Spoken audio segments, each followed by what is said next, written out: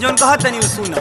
खेले दरंगवा छुए दयंगवा आज जनी हमारा के रोका, हंस के हंसा के हमके फंसा के आँखी में धूर जानी झोंका।